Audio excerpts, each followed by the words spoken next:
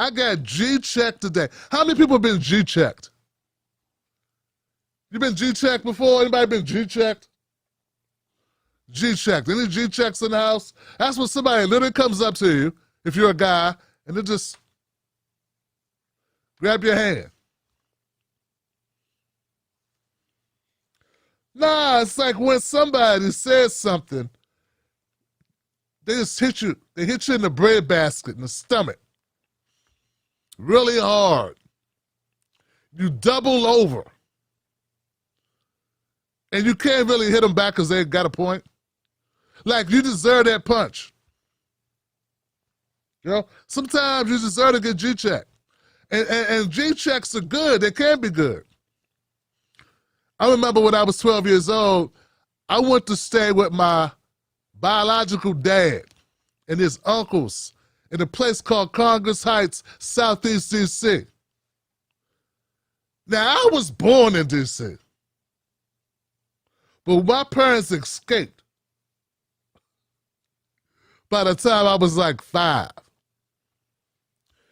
Because, see, the part of D.C. my parents was living in was not, it ain't, the way D.C. is now in a lot of gentrified places, that's not the way it was.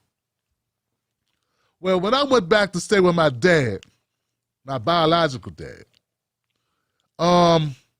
he lived in one of those places, the areas where, you know, roaches just come get you. You don't wake up and see roaches. Roaches wake up and come see you. You know what I'm saying? They made the roaches I saw in Maryland look like they weren't real roaches. Them were some. So I'm in Congress Heights, Maryland, right? And I get into my first real fight. Now, don't get me wrong. I had fights before. I didn't know that those fights I had before, them weren't real fights. Now, in Maryland, when I got in fights, people used to do measurements like, all right, it looks like you two are about the same size and stand, you know, about the same body weight. Well, how much you weigh? Okay, 75, okay. How much you weigh? 80? All right, that's close enough. You're really close though, man. Which should make you come back next week and fight, get down to fighting weight. You know, Maryland was different. It wasn't the same. D.C., I'm fighting this guy. I'm 12. This guy, 15 years old, he got like 3 inches on me. He looked like baby Shaq up in that mofo. And the reason why we were fighting, it wasn't a petty reason. We were like going to Malcolm X Elementary School. This was summertime, and we were talking, and we all peed, and he peed on my leg. He actually literally peed on me, Johnson. He tried to act like it was an accident. And I was like, this guy just peed on me, Johnson. So I had to fight him. It was either that or never come back, ever again, never, ever come back. So I had to fight this guy, and this guy whooped my ass. Oh, man, he beat my ass, Johnson. My eye was swole. Had 2 black eyes, 1 eye swole. But I won because I didn't want to fight him and I was scared as shit, but I kept throwing that jab. But see, I learned a very important lesson. There are worse things than losing a fight. You know, people tell you that throughout life. There's worse things than losing. They tell you dumb cliche shit that don't matter. You know, the sky is always darkest before it's the dawn, and you know, and crickets, they cricket, but they, you know, and rebels wobble, but they don't fall down. Fuck all that. People say stuff to say stuff. Make you feel good. But what I'm telling you is that sometimes the ass whoopings you gotta take to make you be the person you need to be, because life just gets harder and harder. So I got my ass kicked, and I say all that to say, I got G-checked today, but sometimes there's ass whoopings you gotta take. The person G-checked me told me something I needed to hear and I didn't want to accept it. I didn't want to listen to it. I was supposed to it. It goes counter to everything I believe. It's not what I want to hear at all, but I must hear it. And that is, these people do not love you, Tim Black. They don't like you. Not really. When I say these people, I mean these politicians. None of them like you, Tim. Yeah, they come on your show and say you're a nice guy, but they're not your fucking friend. You know who your friend is? Your friend is your wife. Your friend is your motherfucking wife, Tim Black. That's your friend. She cares when you get up in the morning.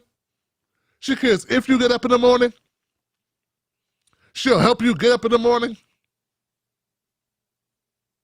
Your friend is your brother, your literal brother, who you helped clean his nose when he was a baby. Who you fought for, who fought for you, who you literally beat up 5 guys who tried to jump in that time. Remember that, Tim Black? That's your friend. Your sister is your friend. Your literal blood sister, the one you grew up with. Your friend you've known for 30 years, that's your friend. These people you meet online, these people, these politicians that come on your show, they are not your friend. I'm so sorry, you big dummy, but they don't know you. You're not their friend. You are nobody to them, okay? Nothing. They are politicians looking for votes, you big dumbass. You're just a fucking dumbass, that's it. Now walk it off and accept it. And never do for any of them what they would not do for you. Before you do anything for them, I don't want to hear all this shit. Whatever you've done for them, would they do it for you? If you say no, you're a stupid ass. Now have a good day. I love you. Take care. May God bless you. And they just left the conversation. Now I was mad. I went and talked to Ms. Black about it. I said, Mrs. Black, can you believe this shit? Baby, can you believe this? Can you believe this? This is mean but true. Oh, it's mean but true, Tim Black. It is mean but true. You don't get the world you want, you get the world you got.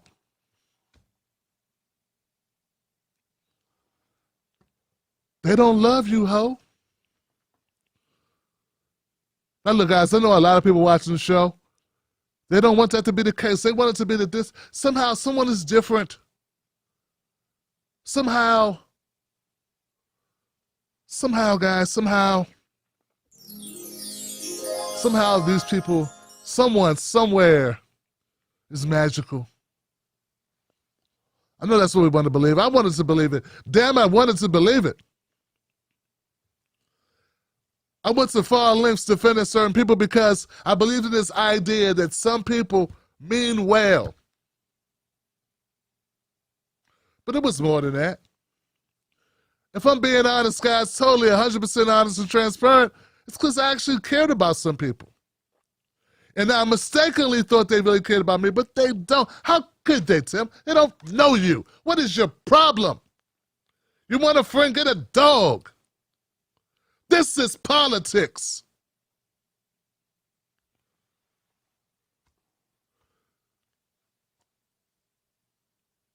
This is not just politics. This is business. This is business. I lost 3,000 subscribers. I lost tons of followers, tons of revenue. I was on track. I was the most revered black media entity, independent media entity on the left. And I fractured it all defending people that don't give a fuck about me. I want to first thank all the people that stuck with me throughout it. I want to thank you all, those people that stuck with me through it all, who may have disagreed, who did not just assume I was doing it because I want to be on MSNBC or CNN. I want to thank you for not throwing me in that bucket just because you disagree with me. Thank you for seeing that though you may disagree with me, I'm not a bad person, nor was I a grifter, nor a shyster. I'm just dumb. Tim, that's a hard word. No, it's easier to just fall on the sword and accept you effed up. Because if you don't, you live a lie. And no one needs to live a lie. That's more, there are people who are wrong who won't just be like, you know what, I fucked up, I was stupid, that was ignorant, that was dumb as shit, why'd I do that? I'm an asshole, I shouldn't have done that. Don't clean it up, man. Accept it for what it is. You fucked up. And then commit yourself to changing. Do a course correction immediately once you realize it. Don't fight it. Don't fight it. Don't sugarcoat it. Because you're just prolonging the inevitable. Because wherever you go, there you are, Johnson. There you are. There you are.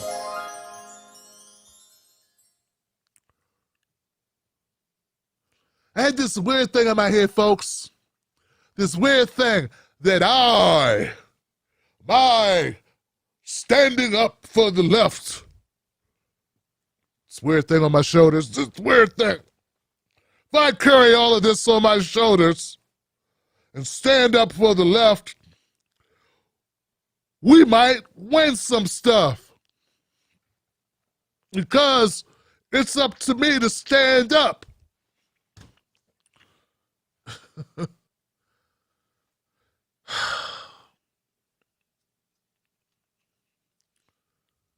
I just want you to know I never did these things out of selfishness. Though some painted it that way. I wasn't, I never, and I was looking at the scenario like, okay, I'm getting beat up, but I think I'm fighting for the right thing. I'm fighting for what was right. I think I'm helping the movement. I'm helping. And I wasn't. I wasn't helping. My wife tried to tell me, she said, Tim, you're standing up for people, but they're not going to stand up for you. Who's standing up for you? Who's got your back? They won't even come out and say a kind word about what you're doing. They won't defend you, Tim.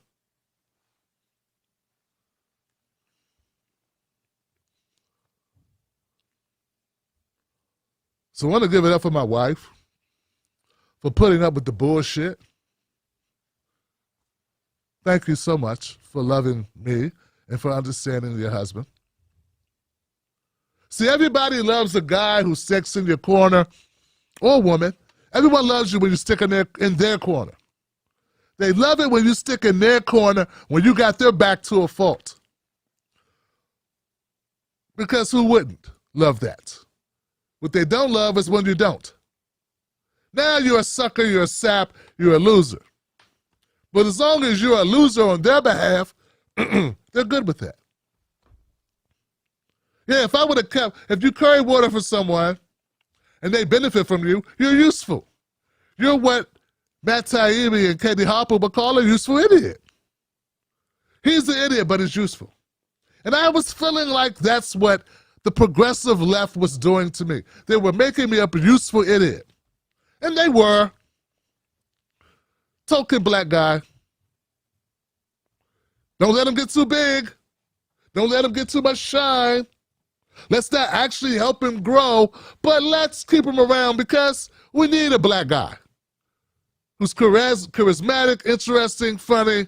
You know, we need that guy. We don't have that guy. We got other guys, but we don't have that guy. And that guy, I felt like I was being used, and I was. Doesn't mean I wasn't wrong myself. I was wrong. Because other people were using me too. And I convinced myself that there was more to this than there was.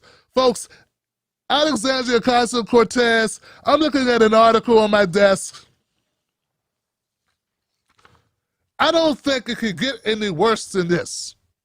And I was the guy Look, we don't need to put all the pressure on Alexandria Ocasio-Cortez. She's only one person. She's barely 30 years old. She's just got to Congress. Give her a break. She's doing the best she can. All of the squad are doing the best they can. And all I could hear was, front squad, front squad, front squad, Tim, front squad. Like, no, I just believe these people mean well. They're trying to do some good stuff. We got to support them. What else we got? Sometimes, Tim, you have nothing. There you go. Sometimes you don't have anything. Folks, I'm telling you, you know who I was yesterday. I was authentic yesterday. I must be authentic today, even if you disagree with me today. Because when I'm looking at this article that I'm reading called Alexandria, let me see if I have this. Do I have this on the screen? Let's see.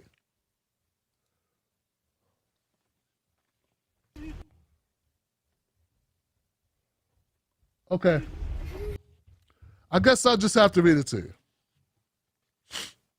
The title of the article is from WSWS.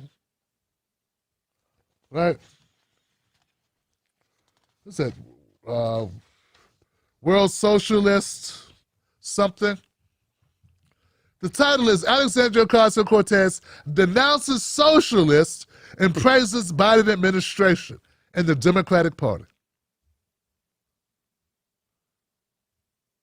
Can we say that one more time? AOC denounces the socialists, praises Biden and the Democratic Party. That is the title of the article. If there is any truth in this article at all, it's a wrap.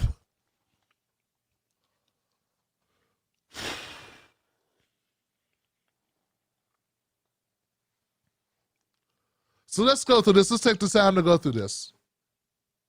It's important. It ain't sexy, but it's important. On March 19th, the Democratic Socialists of America's magazine, Democratic Left, published an interview with AOC, in which the Democratic Congresswoman and DSA member combines the most lavish praise for the Democratic Party with vicious denunciations of socialism. Okay. I realize that this is an opinion or an article based on an interview. This is an interpretation of another interview, another source of material. So I have to take it from that perspective. But there are some quotes here, and we will make our own mind up about the quotes. The same we have to do with all corporate media, right? It says the DSA treated this interview as an important political event. This is the first time the magazine interviewed the New York Congresswoman, and the interview was carefully prepared before publication.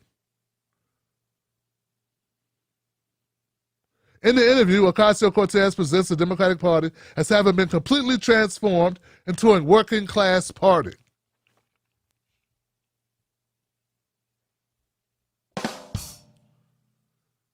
Now that's got to be a goddamn joke, right?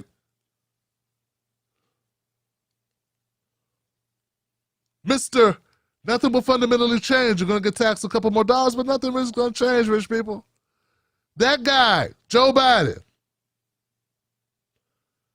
has transformed the Democratic Party in 2 months into a full-fledged working class party.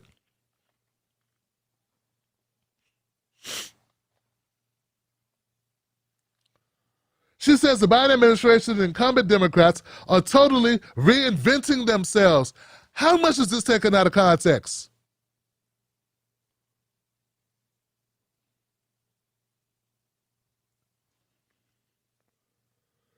Totally reinventing themselves in a far more progressive direction. Caitlyn Jenner totally reinvented herself.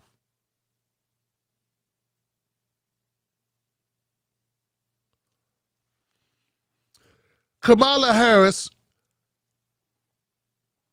commandeering the language of progressives in order to endear herself to progressives is not a reinvention.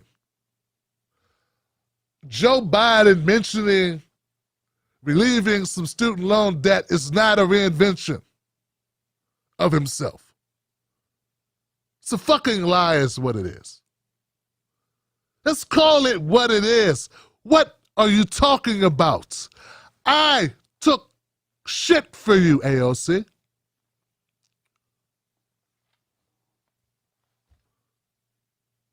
There are people that love me who no longer love me because I stood up for you.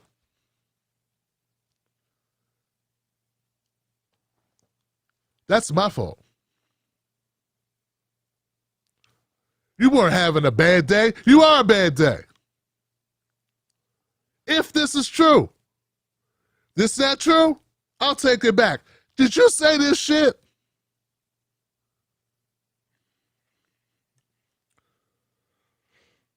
Pressure from the left has forced almost a radical change. Almost a radical change? Almost a radical change. Okay, all right, guys. If Joe Biden has made such a radical change to the left, why doesn't all of the why aren't the Republicans hating him? Yeah, a lot of Trump supporters hate him because he's president, but a lot of Republicans are very comfortable with Joe Biden. To determine really what a person's about, look at who likes him. Right? Isn't that what you always say? This person is followed by Tucker Carlson, Richard Spencer, devout white supremacist, loves Tucker. Says a lot about Tucker. Fuck all that other stuff people say. Well, that time he stood up for Julian, and he's the only one who called out Syria. Richard Spencer thinks he's great for the white supremacist movement. Case closed, face closed. So ain't nothing else to talk about. I mean, if you give a fuck about that, obviously you don't. Obviously not an important part of your agenda. I get that. But you are what you eat. You are where you eat, and you are who's eating you.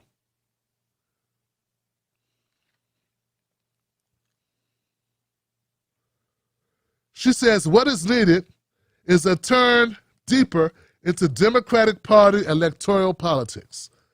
So a person who was framed as an outsider, willing to buck the system, willing to challenge the status quo, willing to support, fund, and help primary, incumbent, deadweight corporate Democrats is now saying the way forward is to get deeper into electoral politics.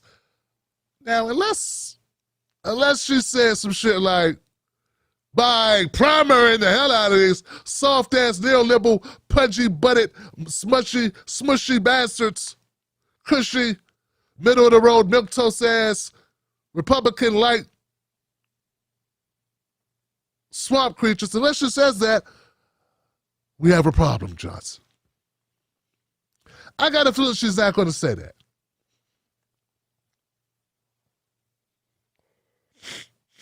She says the only barrier to the Democratic Party establishment achieving perfection is left-wing opposition.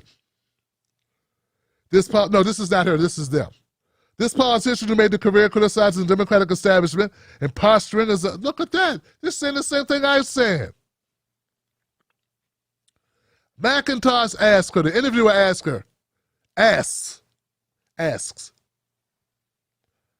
someone on the left have looked at Biden's record and his difference with the burning wing of the party, and they conclude that no progress is going to come out of the Biden administration. What's your view?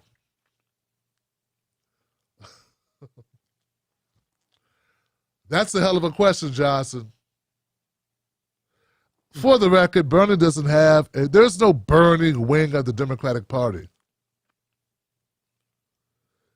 There is a Bernie, not even a wingette. It's like a piece of gristle that fell off, got really crunchy, salty and greasy. Oh, it's the best bits. But There ain't enough of them. It's only a couple, maybe. They taste really good, but it's not a wing, motherfucker. This is a gristle piece. Bernie has no wing of the Democratic Party. We must accept reality, even if we don't like reality. Okay? That's the rule. It is what it is. She replies, well, I think it's really privileged critique. I think it's a really privileged critique. It's a really privileged critique. It sounds like a rhymey old Super poem. A really privileged critique. His voice like, critique. Critique.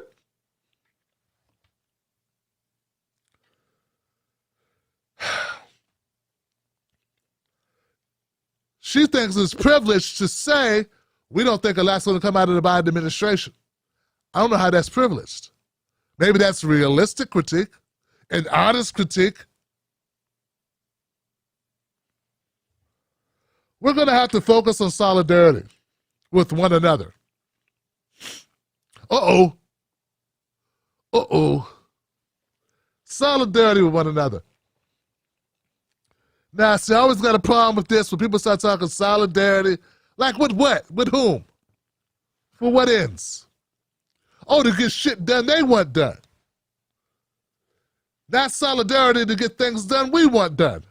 See, that's not solidarity. That's getting robbed. That's giving in. That's selling out. That's capitulating. That's throwing in with the other side. That's giving up.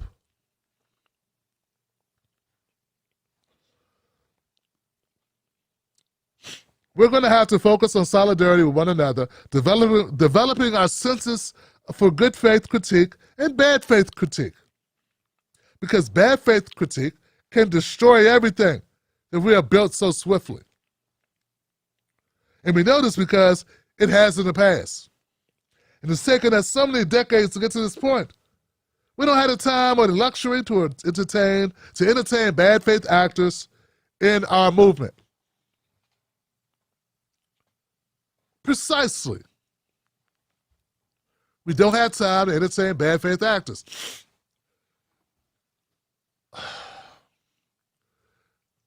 AOC, if you are trying to tell us that we should put up with this bullshit, you are no longer a good faith actor if that's the case.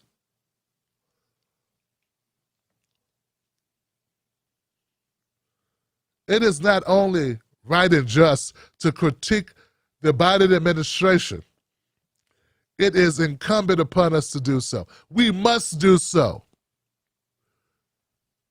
if we are to be a part of the solution and not the problem.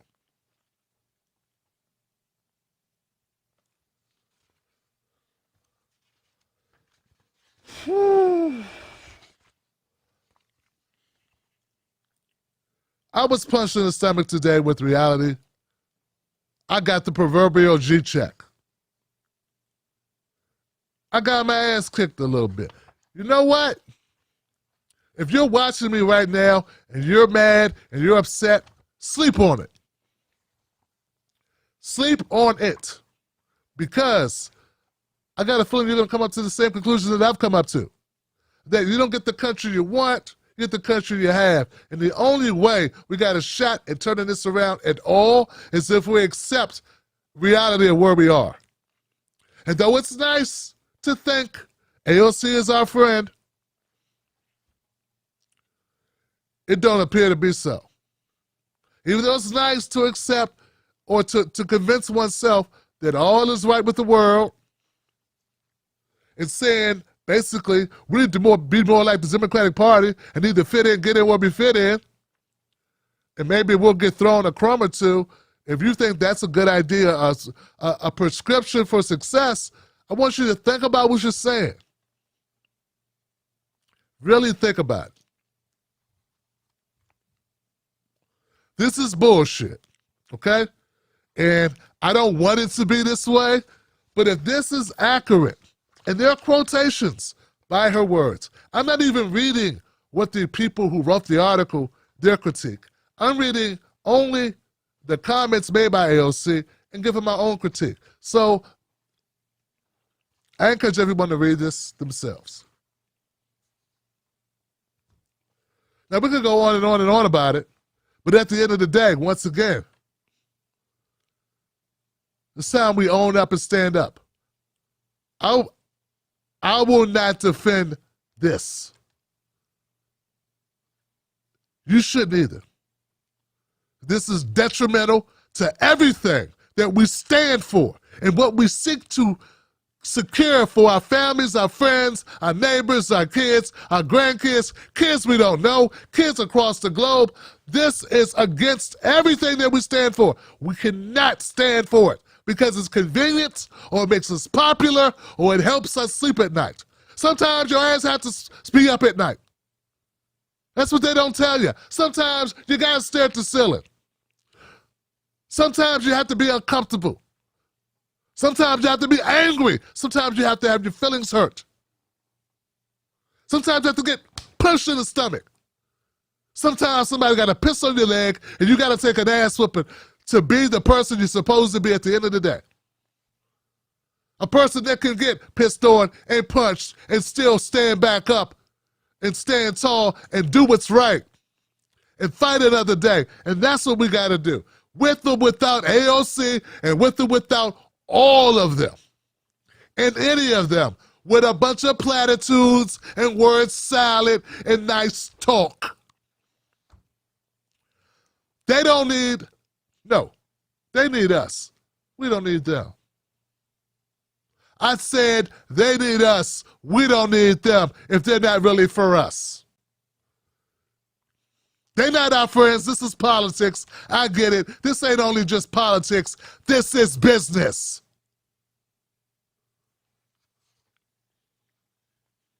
You may win, but not with my help.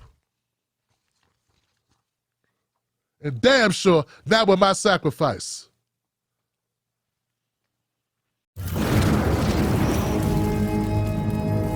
Don't fall for the banana in the tailpipe. Don't be fooled by corporate media talking heads misleading the people. Get your news and information from an entity that keeps it real. Tim Black. Tim Black is the host of The Tim Black Show. Independent news that leaves you informed, inspired, and sometimes entertained, but always in the know. Go to timblacktv.com and sign up today. The Tim Black Show is news for people who can't stand the news. See you there.